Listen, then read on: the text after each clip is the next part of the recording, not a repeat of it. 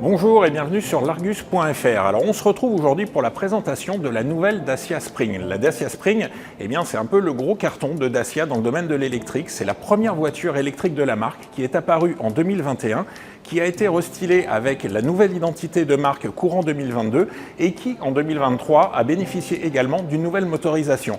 Cette Spring, c'est un vrai succès. Elle a été vendue à plus de 140 000 exemplaires au cours des 3 dernières années de commercialisation et c'est aussi la 3e voiture électrique la plus vendue aux particuliers en Europe. Mais depuis quelques mois, les choses ont changé pour la Spring, tout simplement parce que les règles du bonus applicables en France ont également changé et la Spring n'est désormais plus éligible au bonus maximum parce qu'elle est fabriquée en Chine et parce que son bilan carbone global est, selon la loi française, défavorable et ne lui permet plus d'avoir les aides de l'État qui sont réservées aux véhicules électriques. Donc ça a repositionné un petit peu le tarif de la Spring qui fait qu'aujourd'hui elle doit faire face à une concurrence et notamment la nouvelle Citroën IC3 qui est une redoutable concurrente pour cette nouvelle Spring. Alors qu'est-ce qui change sur cette nouvelle Spring? On va le voir, il y a l'esthétique, il y a aussi l'intérieur. Est-ce qu'au niveau mécanique elle apporte des nouveautés par rapport à l'ancien modèle? On vous explique ça tout de suite sur l'Argus.fr. Esthétiquement, d'abord, qu'est-ce qui change sur cette nouvelle Spring? En fait, c'est assez simple. La voiture, à part le pavillon, donc qui est la seule pièce de carrosserie qui est conservée de l'ancienne voiture, sinon pour le reste, la voiture est entièrement nouvelle. Et on le voit, en fait, les designers ont cherché à ancrer cette nouvelle Spring dans le nouveau design Dacia et notamment inspiré du nouveau Duster, où on voit en fait qu'elle reprend les codes stylistiques de la marque avec un avant qui est beaucoup plus massif, beaucoup plus vertical, avec notamment ce bandeau noir. Alors ça, c'est un petit peu un gimmick de style Dacia aujourd'hui. Ce bandeau noir qui fait toute la largeur de la voiture et qui pose un petit peu les lignes d'un mini SUV. Par contre, paradoxalement, comme vous pouvez le constater, les barres de toit ont disparu de la voiture parce qu'en fait, sur l'ancienne génération, les barres de toit, elles étaient purement esthétiques. Ça a disparu, ça améliore la traînée aérodynamique et donc la consommation. Alors, outre ce nouveau bandeau qui intègre donc la prise de recharge, comme sur l'ancien modèle, on constate un nouveau capot et puis un nouveau bouclier avec cette pièce en plastique teinté dans la masse qui reçoit un sticker qui est facilement enlevable, modifiable. Donc, on pourra personnaliser sa voiture et on pourra aussi le remplacer quand il sera un petit peu accroché, quand on se gare par exemple, quand il y a des petits chocs sur la voiture. Ça s'enlève et ça peut se remplacer et être personnalisé. C'est une des nouveautés de la voiture. Allez, on continue le tour du propriétaire au niveau design de la voiture en s'intéressant au profil. Alors, comme vous le constatez, on garde un air de famille avec l'ancienne génération et pour cause, au niveau de la plateforme, on conserve la même plateforme CMF-A que l'ancien modèle. D'ailleurs, les dimensions n'ont pas évolué. On est toujours sur 3,70 m de long. En revanche, ce qui s'est un petit peu musclé, vous le voyez, c'est le design. Donc, avec des ailes qui sont maintenant un petit peu plus marquées, à l'avant comme à l'arrière aussi, et les portes qu'on pourrait penser inchangées par rapport à la première génération de Spring, ces portes sont également totalement nouvelles, avec des nouvelles arêtes, des nouvelles lignes beaucoup plus marquées. Bref, la voiture a tendance à s'asseoir un petit peu, et pourtant c'est uniquement visuel, puisque on reste exactement sur les mêmes dimensions que l'ancien modèle. Autre nouveauté de la Spring de 2e génération, ces nouvelles roues de 15 pouces sur les versions Expression avec le moteur 65 chevaux et sur la version Extrême. On passe donc du 14 au 15 pouces. On conserve le 14 pouces pour la version d'entrée de gamme et le moteur 45 chevaux. Mais malheureusement, Dacia a eu la mauvaise idée de conserver les pneus ligne longue qui étaient très critiqués sur la première génération. Des pneus qui n'offrent pas un grip extraordinaire sur le sec et qui sont même parfois catastrophiques sur le mouillé et qui ont notamment du mal à faire passer la puissance de la version 65 chevaux. Ça, c'est dommage. On aurait aimé quand même, surtout après l'avoir signalé à de multiples reprises à Dacia, que le manufacturier pour la nouvelle génération de Spring soit une marque un petit peu plus haut de gamme et avec une meilleure adhérence des pneumatiques. Ça sera à vérifier bien sûr lors des essais.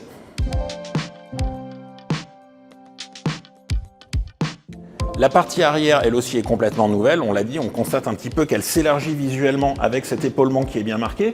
Ça, c'est nouveau, le bandeau qui court le long du montant arrière. Et puis, évidemment, on retrouve sur cette nouvelle Spring la signature lumineuse qu'on connaît maintenant sur le prototype Bigster et également sur le nouveau Duster. Ces feux en Y qui s'intègrent eux aussi dans un bandeau noir qui fait toute la largeur de la voiture. Donc ça participe aussi à l'élargissement visuel de la voiture. Et puis, on retrouve, comme à l'avant, ce bouclier teinté dans la masse avec toujours le sticker qu'on peut enlever et remplacer en cas d'accroc dans la circulation ou en stationnement. À l'intérieur de cette nouvelle Spring, on constate beaucoup de changements. Alors vous allez le voir, il y a du positif et du négatif. Alors on va commencer par le positif, c'est cette nouvelle planche de bord entièrement redessinée, très verticale. Alors là, on sent clairement l'inspiration Duster. On ressent d'autant plus cette inspiration Duster qu'on retrouve non seulement le volant du nouveau Duster, on retrouve également le combiné d'instrumentation entièrement numérique qu'on retrouvera dès les versions de base, personnalisable avec différents modes d'affichage.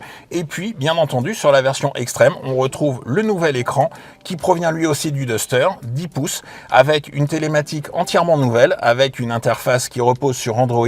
Alors, toujours la possibilité d'avoir une réplication smartphone, Android Auto ou Apple CarPlay, et puis des widgets, donc des petites applications propres à Dacia, une connectique qui est fournie avec la voiture durant 8 ans, avec des services télématiques et des nouveautés qui sont très appréciables, comme par exemple la possibilité de programmer la charge de la voiture via l'application ou directement au tableau de bord, et également la possibilité de préconditionner la voiture, de mettre le chauffage, le dégivrage, tout ça à distance pour que la voiture soit prête. Ça, c'était une fonctionnalité qui était réclamée par les utilisateurs de la Spring, qui manquait cruellement à la première génération et qu'on retrouve aujourd'hui. Autre élément nouveau, eh bien, c'est le nouveau bloc de climatisation et de commande. Là encore, c'est très inspiré du Duster. Avec les boutons à bascule, on retrouve une clim qui est toujours manuelle et monozone, mais avec des boutons rotatifs qui sont un petit peu plus ergonomiques que l'ancienne.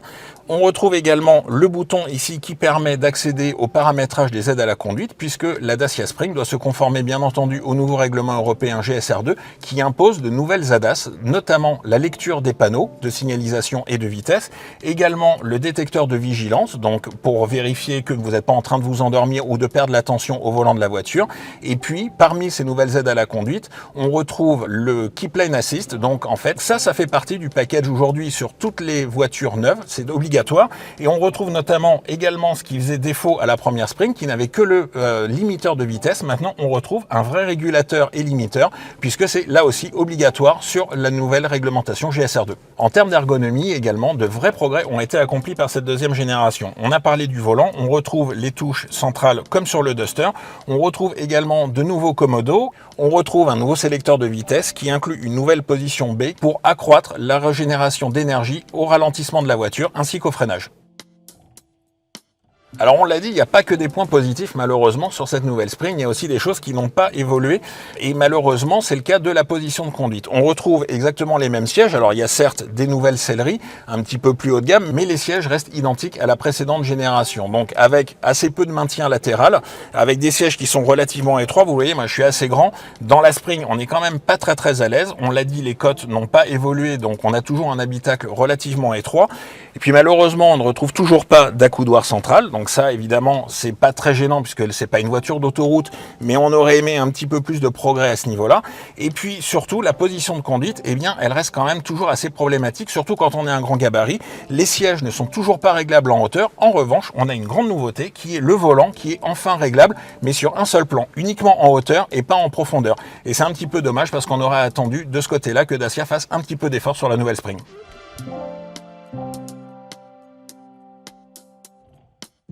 À l'arrière, pas d'évolution notable non plus. On conserve la même habitabilité que sur l'ancien modèle. Vous le voyez, moi, à l'arrière, j'ai dû ravancer le siège conducteur parce que sinon, je ne serais pas rentré.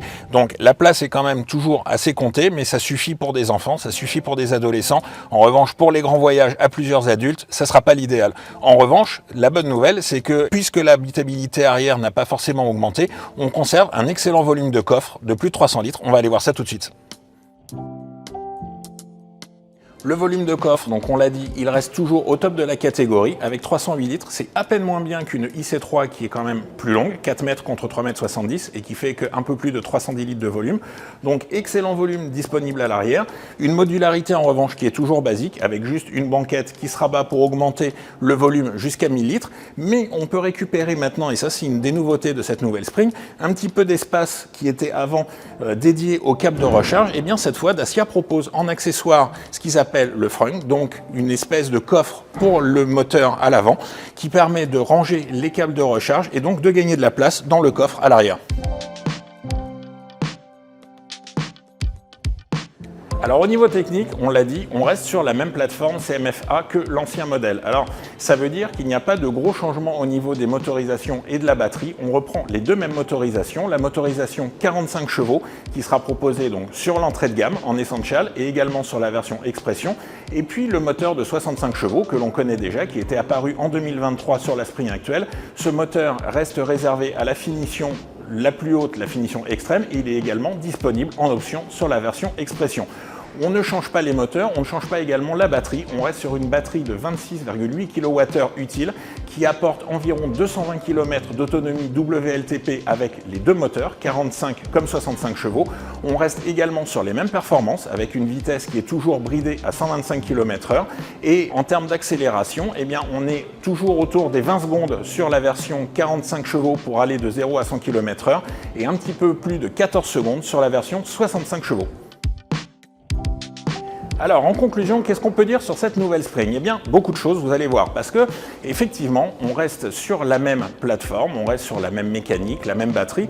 Donc, en fait, les caractéristiques techniques de la voiture proprement dites n'ont pas vraiment changé. Les propriétaires actuels de la voiture font en moyenne 37 km par jour à une vitesse moyenne également de 37 km/h. Donc, les capacités suffisent amplement à l'utilisation générale de la voiture. Le problème, en fait, on va dire, c'est que sur cette nouvelle Spring, comme on reste sur la même plateforme, eh bien, on n'a pas de véritable progrès, de véritable gain en habitabilité. Ça reste une voiture, une citadine du segment A, avec une place qui est quand même limitée à l'intérieur. Alors évidemment, on se demande maintenant quel va être le tarif de cette nouvelle Spring. Eh bien, Dacia n'a pas encore donné d'informations à ce niveau-là. Dacia a promis que la Spring resterait la voiture électrique la moins chère du marché, mais avant les aides. On nous a parlé, pour le moment, c'est à prendre avec des pincettes, mais d'une gamme qui serait sous la barre des 20 000 €. Sans bonus évidemment puisqu'on n'y aura pas droit, mais ça sera indispensable pour que cette nouvelle Spring soit concurrentielle par rapport à ses principales rivales et notamment la Citroën IC3. La Citroën IC3, c'est aujourd'hui la principale menace qui pèse sur la Dacia Spring, tout simplement parce que Citroën a déjà annoncé des tarifs extrêmement compétitifs à partir de 23 000 € pour la version U, qui est beaucoup plus puissante, 113 chevaux au lieu de 65, une batterie beaucoup plus grosse, 44 kWh au lieu de 26,8, et cette voiture, cette Citroën IC3, va être une rivale très dangereuse et elle va être très bien positionnée niveau prix. Donc pour limiter la casse, Dacia a tout intérêt à baisser les tarifs, et si on avait effectivement, comme ils nous l'ont indiqué, une Spring 65 en extrême à moins de 20 000 €, ça relancerait l'attractivité de la Spring sur le segment des électriques. Tout ça, eh bien, on le verra lors des essais, quand les tarifs seront annoncés. On verra si la Spring peut encore être une rivale dangereuse sur le marché et si elle va continuer la même saga et le même succès qu'elle a connu jusqu'à présent. Réponse d'ici quelques mois. Voilà, on espère que cette première présentation de la Spring de nouvelle génération vous a plu. N'hésitez pas à nous dire en commentaire ce que vous pensez de cette voiture, de cette nouvelle Spring. N'hésitez pas non plus à vous abonner, à activer la cloche pour les notifications, et on se retrouve très rapidement pour l'essai de cette nouvelle Spring et plein d'autres nouveautés, bien sûr, toujours sur l'Argus.fr.